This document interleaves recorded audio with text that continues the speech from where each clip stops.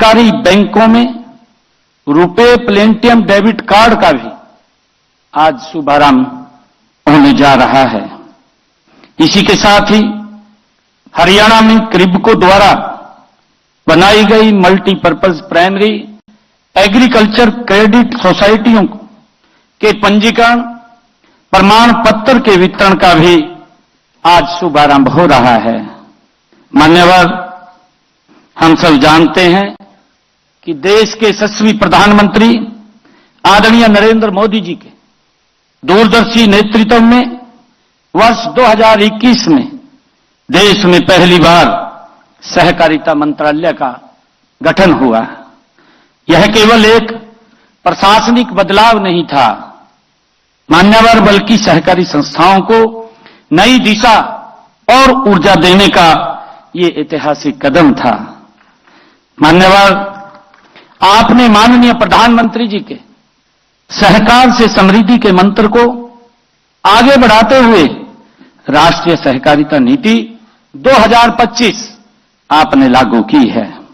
इसमें करोड़ों किसान, दूध उत्पादक, ग्रामीण महिलाएं, कमजोर वर्गों को आपने केंद्र में रखा है। मान्यवर, मैं आपको विश्वास दिलाता हूं कि राष्ट्रीय सहकारिता नीति 2025 को हरियाणा में लागू करने में हम कोई कोर कसर नहीं छोड़ेंगे। सहकारिता हमारी संस्कृति है, हमारी परंपरा है और हमारे सामाजिक जीवन का एक अभिन्न हिस्सा रही है।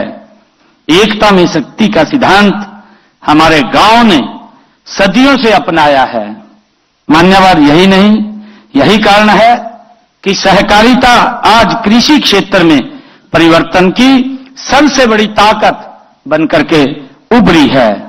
मान्यवर, हरियाणा में सहकारिता आंदोलन को मजबूती देकर विकसित भारत, विकसित हरियाणा की दिशा में गति से हम आगे बढ़ रहे हैं। मुझे पूर्ण विश्वास है कि यह कॉन्फ्रेंस सतत कृषि विकास में सहकारिता की भूमिका को और मजबूत करने की दिशा में बड़ी कारगर सिद्ध होगी। मान्यवर, आज मुझे खुशी है कि आपने जिस प्रकार से सहकार को निरंतर मजबूत करने का आप काम कर रहे हैं, मैं आज आपके सम्मुख भारत सरकार के ये आपकी प्रेरणा लेते हुए टैक्स के लिए आज मैं 15 लाख रुपए की लिमिट जो 0% पर देने की आज मैं ये घोषणा भी करता हूं। यह लोन सहकारी बैंकों के द्वारा ये दिया जाएगा। मान्यवर, हरियाणा सरकार के द्वारा 10% का इंटरेस्ट ब्याज रहित उन पैक्सों को दी जाएगी जो समय पर ऋण का भुगतान करेंगे। आज मैं आपके सम्मुख इसको और मजबूती देते हुए जो आपका विश्वास है मान्यवर, उस विश्वास को हम और सशक्त मजबूत करते हुए नीचे तक लोगों को एक बड़ा इसका लाभ मिलेगा। मान्यवर, मैं एक बार फिर आप यहां हरियाणा की इस पवित्र भूमि पर पधारे हैं। आदरणीय अमित शाह जी, मैं आपका हार्दिक अभिनंदन करता हूं, आपका आभार व्यक्त करता हूं कि आपने अपने व्यस्तम समय में से हरियाणा के लिए समय निकाला है। आपका मार्गदर्शन हमें सदैव प्रेरित करता रहेगा। मैं आपका पुनः धन्यवाद और आपका स्वागत करता हूं। जय हिंद, जय भारत, जय भारत मां।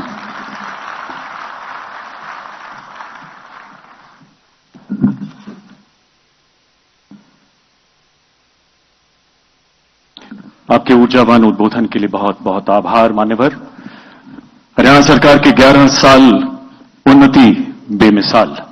आपके मार्गदर्शन में हरियाणा सरकार सहकारिता द्वारा किसानों के सशक्तिकरण में नए आयाम जोड़ रही है। हरियाणा डेयरी इसमें महत्वपूर्ण भूमिका निभा रही है। देखिए सज्जनों, इसी श्रृंखला में भिवानी जिले के सलेमपुर में 20,000 लीटर दूध क्षमता का शीतकरण केंद्र स्थापित किया गया है। माननीय केंद्रीय गृह एवं सहकारिता मंत्री जी से विनम्र आग्रह, कृपया रिमोट का बटन दबाकर इस प्लांट का लोकार्पण करें। माननीय मुख्य अतिथि महोदय।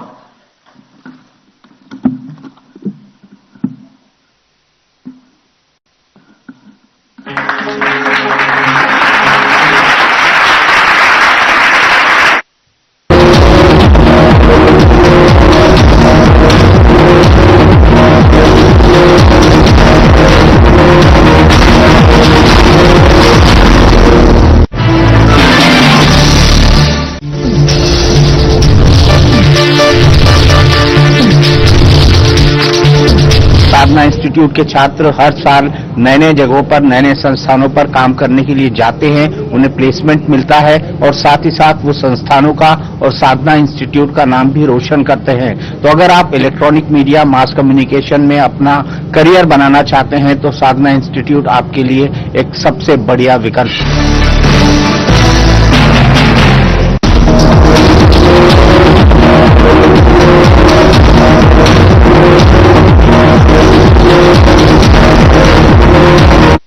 जी,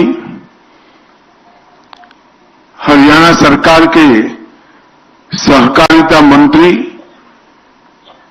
श्री अरविंद कुमार शर्मा जी, श्री अनुराग रस्तोगी, मुख्य सचिव हरियाणा सरकार, श्री आशीष कुमार भूटानी जी, सचिव सहकारिता भारत सरकार, श्री सुधाकर चौधरी जी, अध्यक्ष क्रिप्को, और आज इस कार्यक्रम में आए हुए सहकारिता से जुड़े हुए सभी भाइयों बहनों को मेरा राम राम प्रणाम। आज गीता की भूमि, हरि की भूमि हरियाणा पर आकर आप सबको मिलकर साथ अर्थ में बहुत बहुत आनंद और खुशी हो रही। हरियाणा ने हमेशा देश की खाद्य सुरक्षा, दूध उत्पादन और खेलों के मैदान में देश के लिए पदकों की जड़ी लगाने का काम हमारे हरियाणा ने किया है। मोर्चा कोई भी हो, मैदान कोई भी हो,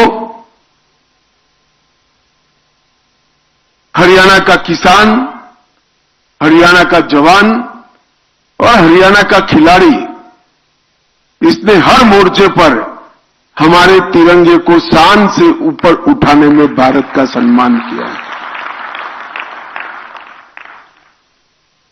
आज भी देश के विकास का इतिहास जब कोई अध्ययन करता है तो वो कालखंड को भूल नहीं सकते। उस वक्त तो हमारी आबादी बहुत कम थी, फिर भी वो आबादी को खाने के लिए अमेरिका से लाल गेहूं मंगाने पड़ते थे। ये हरियाणा और पंजाब की ही भूमि है जिसने देश को अनाज के मामले में आत्मनिर्भर कर दुनिया में सम्मान दिलाने का काम किया। छोटा सा प्रदेश होने के बावजूद कोई भी सीएपीएफ उठाकर देख लो, तीनों सेनाएं देख लो, आबादी के अनुपात में सबसे ज्यादा जवान मां भारती की रक्षा के लिए देने का काम हमारी हरियाणा की वीर माताएं करती हैं। और उनकी बहादुरी के चलते ही कई सारे आक्रमण सफलता के साथ भारत की सेनाएं और भारत के सशस्त्र बल विफल कर पाए। और धाकड़ हरियाणा के धाकड़ खिलाड़ी हरेक खेल में देश का मेडल की तालिका में ऊपर उठाने का काम करते हैं। जो हरियाणा इतिहास से भी जुड़ा है,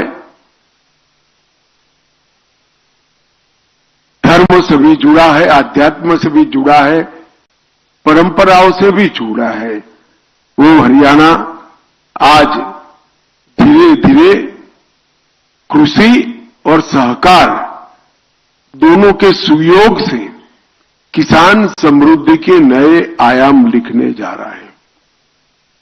मित्रों, आज मौका है अंतर्राष्ट्रीय सहकारिता वर्ष में क्रिप्को द्वारा एक सेमिनार आयोजित किया है। यही सेमिनार में मिल्क चिलिंग सेंटर, हफेड़ का आटा mill, RuPay platinum card, model PACS का पंजीकरण और सहकारिता वर्ष का पोर्टल, जो पूरे देश की सहकारिता की इंफॉर्मेशन सहकारिता से जुड़े सभी किसानों को देगा, उसका यहां पर लोकार्पण हुआ है। मित्रों, हम सब जानते हैं कि देश की 70% आबादी, हमारी आबादी का एक बहुत बड़ा हिस्सा गांव में रहता है। हमारी आबादी के बहुत बड़े हिस्से का डायरेक्ट या इनडायरेक्ट जीवन यापन भी खेती के आधार पर होता है, किसानी के आधार पर होता है, पशुपालन के आधार पर होता है।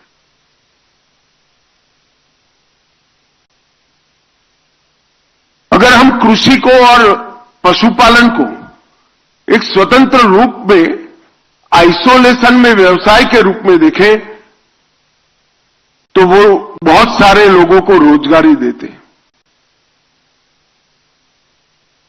देश में सबसे ज्यादा रोजगारी अगर कोई दो सेक्टर से निर्मित होती है तो कृषि और पशुपालन से होती है। मगर कृषि और पशुपालन के साथ कोऑपरेटिव को जोड़ते हैं तो ये 125 करोड़ लोगों को रोजगारी के साथ समृद्ध बनाने का काम भी एक कोऑपरेटिव कर सकता है। अभी मैं यहां आया था एक डेयरी प्लांट के लोकार्पण। हमारे पशुपालक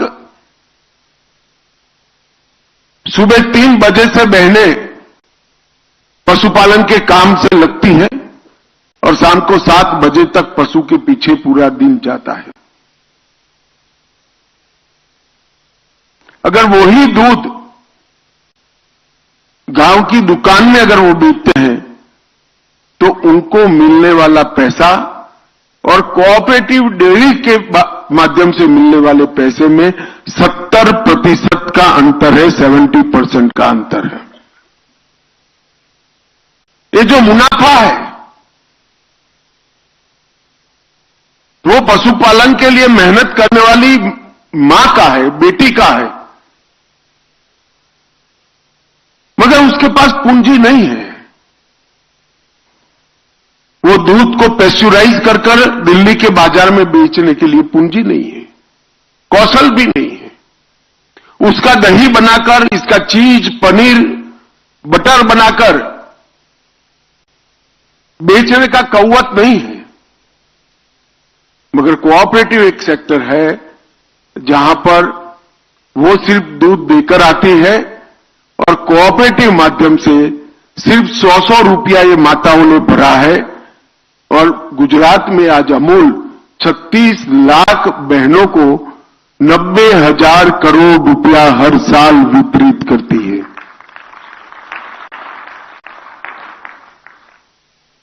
इतने ही दूध को अगर हम बाजार में बेच देते हैं, बाजार मूल्य से बेचते हैं, तो वो 12,000 करोड़ में बिकता है। अब 12,000 करोड़ और 90,000 करोड़ का जो अंतर है वो कोऑपरेटिव है। इसी के लिए कहते हैं कि पशुपालन, कृषि और कोऑपरेटिव तीनों को मिलाया जाए तो सहकार से समृद्धि का सृजन हो सकता है। हमने कृषि और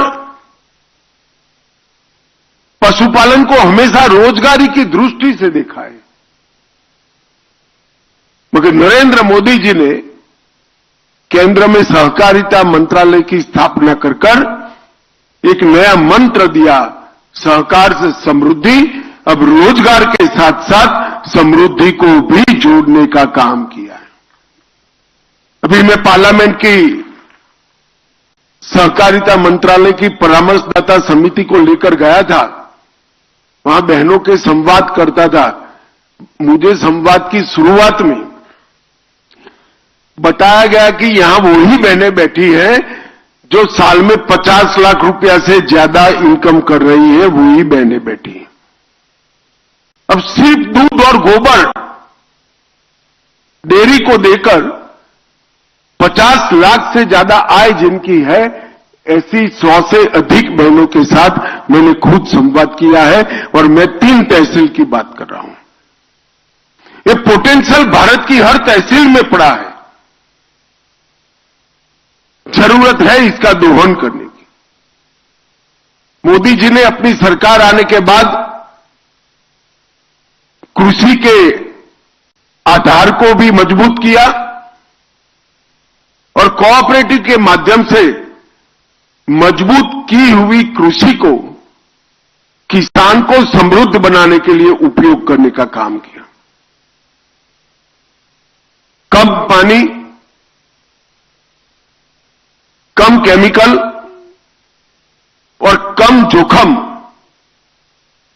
रिस्क, ये नई कृषि नीति की नींव है। इरिगेशन को वैज्ञानिक तरीके से कर कम पानी में ज्यादा फसल लेना, प्राकृतिक खेती के माध्यम से फर्टिलाइजर का उपयोग कम करना और भूमि के परीक्षण से ऐसे क्रॉप का चयन करना जिसमें रिस्क कम से कम हो। Soil health, water security, institutional credit, market access, product का प्रोसेसिंग, पैकेजिंग और मार्केटिंग, इस सबसे के माध्यम से किसान की आय बढ़ाना और धीरे धीरे सब्सिडी निर्भर कृषि की जगह सस्टेनेबल कृषि, सातत्यपूर्ण मुनाफा कमाने वाली कृषि की दिशा में हमारा देश आगे बढ़ा है। और इसके लिए जल और मिट्टी की सुरक्षा, उसका परीक्षण, ऑर्गेनिक फार्मिंग, क्लाइमेट चेंज का प्रभाव कम करने वाली खेती, डिजिटल कृषि मिशन और कोऑपरेटिव, इस सभी वर्टिकल्स को हमने आगे बढ़ाने का काम किया है। और मैं कुछ बातें किसानों के सामने रखना चाहता हूं। 2014 में जब मोदी जी आए तब इस देश का कृषि बजट 22,000 करोड़ रुपया था। जरा ध्यान से सुना है सबने? मैं फिर से बोलता हूं, 2014 में मोदी जी प्रधानमंत्री बने तब इस देश का कृषि बजट 22,000 करोड़ रुपया था। कितना था? और अब 22,000 करोड़ के कृषि बजट को बढ़ाकर 1,27,000 करोड़ करने का काम भारतीय जनता पार्टी की सरकार ने किया।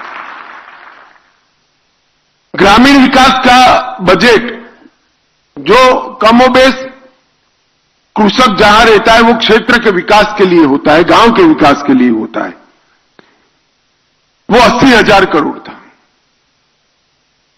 और आज 80,000 से बढ़ाकर ग्रामीण विकास का बजट 1,87,000 करोड़ करने का काम ये भारतीय जनता पार्टी की सरकार।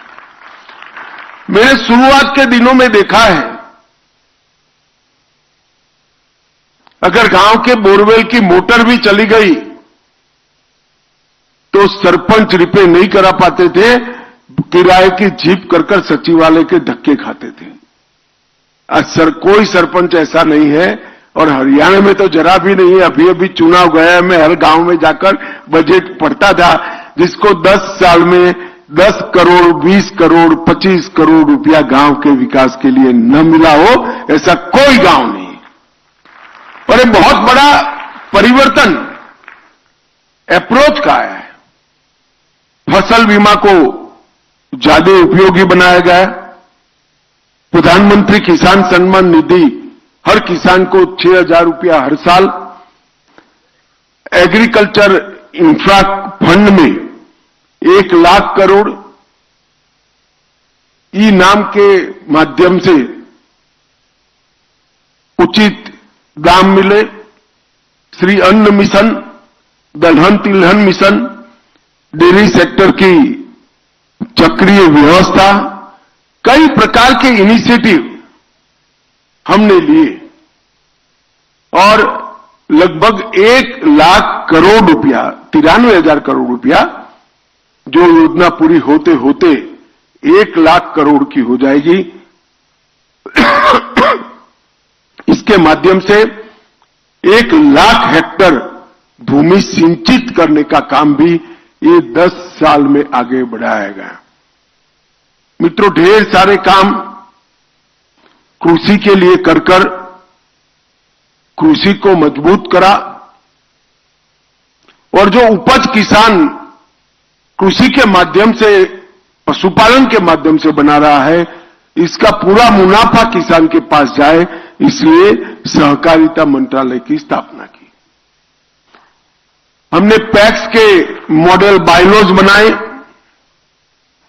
पैक्स के साथ अभी हमने मल्टीपर्पज पैक्स का किसानों को सर्टिफिकेट दिया। हमने उर्वरक वितरण, कीटनाशक वितरण, कृषि उत्पादों का सफाई, ग्रेडिंग, मार्केटिंग, दवाइयों की दुकान, पेट्रोल पंप, गैस की एजेंसी, पानी का वितरण, ये सभी चीजों को पैक्स के साथ जोड़ने का काम किया। लगभग 30 अलग अलग आयामों को पैक्स के साथ जोड़कर हमने पैक्स को मजबूत करने का काम किया है। 3 राष्ट्रीय स्तर पर मल्टी स्टेट कोऑपरेटिव बनाए, एक किसानों की उपज को एक्सपोर्ट करने के लिए, एक ऑर्गेनिक प्रोडक्ट के मार्केटिंग के लिए और एक बीज के उत्पादन के लिए। डेयरी क्षेत्र में भी 3 नए हमने राष्ट्रीय स्तर पर कोऑपरेटिव बनाए हैं और इस सब के माध्यम से किसान की आय बढ़ाने का एक नींव डालने का काम किया है। मित्रों, मुझे पूरा विश्वास है, जब अमूल की स्थापना की तब 2000 लीटर दूध रोज का अमूल इकट्ठा करता था। आज देश भर में कई करोड़ों लीटर दूध इकट्ठा करता है और 1,30,000 करोड़ का टर्नओवर है। मुझे विश्वास है कि 15 साल बाद इस देश में मिनिमम 20 अमूल खड़े होंगे जो किसानों के लिए काम करने वाली संस्थाएं होंगी। ऐसी नींव डालने का हमने काम किया है। नायब सिंह जी बैठे हैं। मैं तो कई बार सोचता हूं कि कहां से इनमें इतनी हिम्मत आती है। मुझे घोषणा पत्र के लिए सैनी साहब ने बुलाया, तो चुनाव का घोषणा पत्र था, पार्टी की ओर से मुझे पब्लिक के सामने रखना था। अगले दिन भेजा, मैंने पढ़ा 24 फसलों पर को एमएसपी पे खरीदना। मैंने फोन किया, पौना बजा था, फिर भी जगाया सैनी को। मैं को भाई सैनी, ये पढ़ा है क्या आपने? 24 फसलें खरीद पाओगे? तो ऐसे ही विनम्रता से कहते हाजी खरीद लेंगे, आप चिंता मत करो, पढ़ जाओ एक बार। और मैं बधाई देना चाहता हूं, हरियाणा देश का ऐसा पहला राज्य है जो 24 फसलों को एमएसपी पर खरीदने का काम करता है।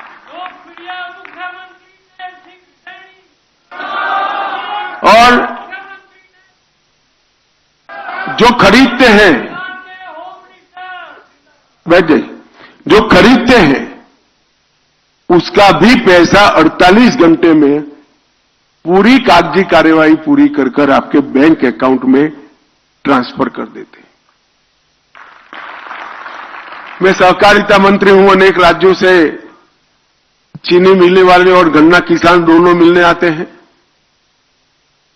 अब सैनी जी के कारण देश भर की सरकारों की हालत खराब है, क्योंकि सबसे ज्यादा गन्ना का दाम अगर कोई राज्य में दिया है तो सैनी ने हरियाणा में देने का काम किया।